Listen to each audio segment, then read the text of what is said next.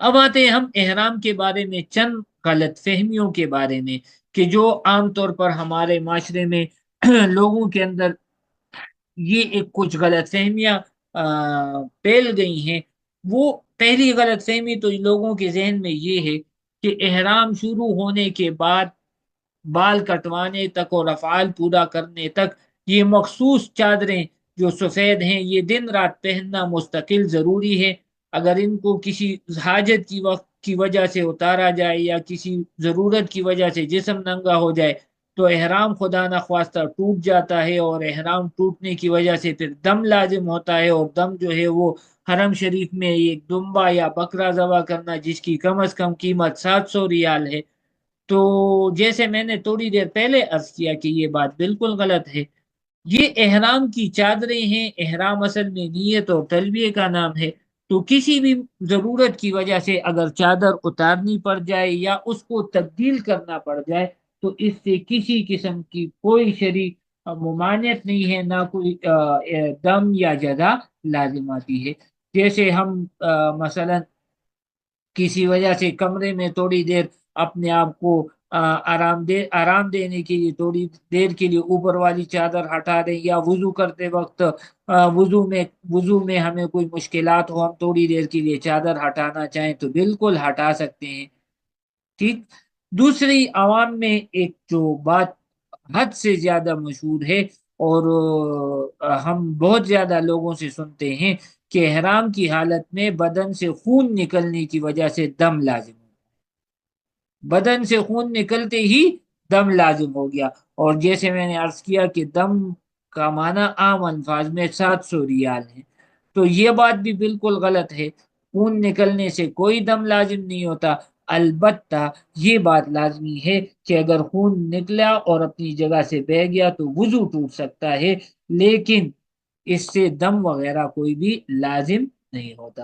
اور تیسری بات جو عام طور پر اس کے علاوہ بھی شاید ہوں جو ہمارے علم میں آئی ہے، تو وہ یہ ہے کہ لوگ کہتے ہیں کہ بس احرام کی چادریں باندھ لی تو اب خارش بالکل نہیں کرنی، خارش کر لی تو بس کام خراب، 700 ریال کا ٹیکہ لگ گیا۔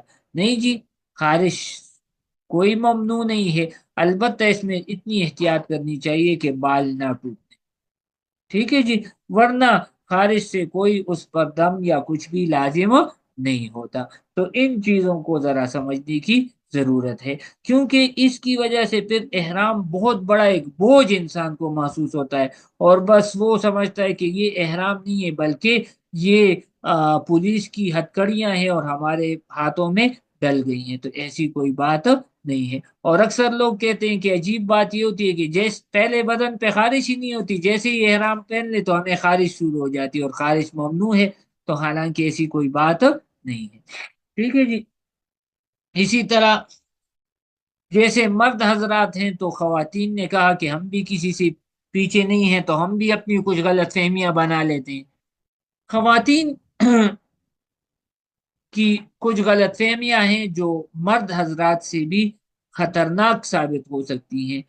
وہ ایک غلط فہمی یہ ہوتی ہے کہ بعض خواتین کو سفر کے مرحلہ جب پیش آ جاتا ہے تو اس دوران ان کو وہ مخصوص ایام شروع ہو جاتے ہیں، تو وہ یہ سمجھتے ہیں کہ مخصوص ایام میں احرام پہننا یہ جائز نہیں ہے، لہذا وہ کیا کرتی ہیں کہ بغیر احرام کے بغیر نیت کے حرم شریف میں داخل ہو جاتی ہیں، اور پھر ان کو یہ مشورہ دیا جاتا ہے کہ آپ مسجد عائشہ سے پھر احرام باندھ کر اپنا عمرہ کر سکتی ہیں۔ حالانکہ یہ بات غلط ہے، احرام اس حالت میں شروع کیا جا سکتا ہے بلکہ شروع کرنا لازمی ہے۔ البتہ اس حالت میں وہ نوافل نہیں پڑھ سکتی، میں نے جیسے پہلے عرض کیا کہ غسل وہ کر سکتی ہیں، غسل کریں گی اور میقات سے پہلے پہلے وہ اپنی نیت بھی کریں گی۔ ٹھیک ہے جی، میں میقات سے پہلے وہ نیت کر لیں گی، مکہ مکرمہ وہ پہنچ کر حالت احرام میں ہی اپنے ہوٹل میں رہے گی۔ ٹھیک ہے جی، مسجد الحرام یعنی مسجد کے جو حدود ہیں اس کے اندر وہ نہیں جا سکتی، طواف نہیں کر سکتی، باقی وہ اپنا ذکر کر سکتی ہیں، مسجد کے صحن تک آ سکتی ہیں، جہاں سے بعض دروازے ایسے ہیں کہ جہاں سے بیت اللہ شریف کی زیارت بھی ہو سکتی ہے، تو وہاں تک آ سکتے ہیں، لیکن نیت انہوں نے لازمن میقات سے پہلے پہلے کرنی ہوگی۔ ٹھیک ہے جی۔ دوسری جو بڑی غلطی خواتین اکثر کرتی ہیں، جیسے مرد حضرات یہ سمجھتے ہیں کہ یہ جو مخصوص دو چادریں ہم نے پہن لی تو بس یہ احرام ہے، ان کے ہٹانے سے خدا نخواستہ ہمارا احرام ٹوٹ جائے گا اور ہمارے اوپر دم آ جائے گا۔ تو خواتین یہ کرتی ہیں کہ وہ ایک خاص قسم کی اوڑھنی، سکارف وغیرہ وہ انہوں نے سر سے لپیٹا ہوتا ہے، اور وہ یہ سمجھتی ہیں کہ یہ ہمارا احرام ہے، یہ ہمارا احرام ہے۔ تو اس کی وجہ سے ان کی یہ غلطی بہت خطرناک اس طریقے سے ہو جاتی ہے کہ وہ اس اوڑھنی کو اتارنا سرے سے جائز ہی نہیں سمجھتی۔ ٹھیک ہے جی۔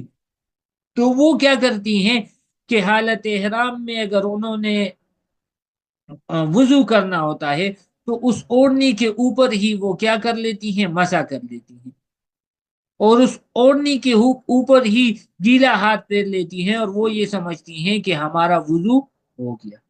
حالانکہ آپ کو پتا ہونا چاہیے کہ وضو کے فرائض میں سے ایک فرض جو ہے وہ بالوں پہ مسح کرنا بھی ہے، بالوں پر مسح کرنا، دوپٹے پر مسح کرنا نہیں۔ تو اب اگر وہ مسح کریں گی اسی اوڑھنی اور دوپٹے کے اوپر تو ان کا وضو نہیں ہوگا، وضو نہیں ہوگا تو پھر آگے آپ خود سمجھ لیں ان کا طواف کیسے ہوگا، ان کا یہ سفر ان کے لیے کیسے باعث برکت بن سکے گا۔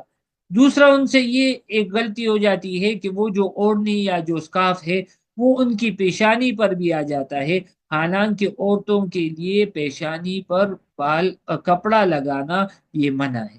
تو اس لیے یہ اسکارف باندھنے سے ہم منع نہیں کرتے، یہ اس لیے باندھا جاتا ہے تاکہ بال نہ ٹوٹے اور بالوں کی کا سطر برقرار رہے، لیکن اس میں بس صرف یہ احتیاط کرنی ہے کہ وضو کرتے وقت اس کے نیچے سے بالوں پر ہی مسح کرنی ہے، ورنہ وضو نہیں ہوگا، وضو نہیں ہوگا تو اعمال سارے خدا نخواستہ گڑبڑ ہو جائیں گے۔ ٹھیک ہے جی۔ تو ان چیزوں کا خصوصی طور پر مستورات نے ہماری بہنوں نے اس کا خیال رکھنا ہے۔ ٹھیک ہے جی۔ اس طرح ہمارے مرد حضرات یہ کرتے ہیں کہ احرام کی چادریں جب وہ باندھ لیتے ہیں تو وہ ان کا جو تہبند اور نیچے والی چادر ہوتی ہے تو وہ بعض مرتبہ ناف سے نیچے سرک جاتی ہے، اور مرد حضرات اس کی طرف توجہ نہیں دیتے، حالانکہ یہ ناف کے نیچے حصہ یہ مردوں کے سطر میں داخل ہے، اور اس کا ڈھکنا اور اس کو چھپانا مردوں کے لیے فرض کے درجے میں ہے۔ اگر یہ جگہ کھل گئی تو ان کی نماز نہیں ہوگی، کوئی ان کو دیکھے گا تو وہ بھی گناہگار ہوگا، اسی طرح یہ حضرات بھی گناہگار ہوں گے۔ تو مرد حضرات اس کا اہتمام کریں۔ اسی طرح حدیث میں آتا ہے کہ جو ٹخنے کپڑوں میں ڈھکے ہوں اور وہ کھلے نہ ہوں تو وہ قیامت کے دن جہنم کی آگ میں ہوں گے۔ تو اس لیے ٹخنوں کو کھلا رکھنے کا بھی مرد حضرات خصوصی طور پر اہتمام کریں۔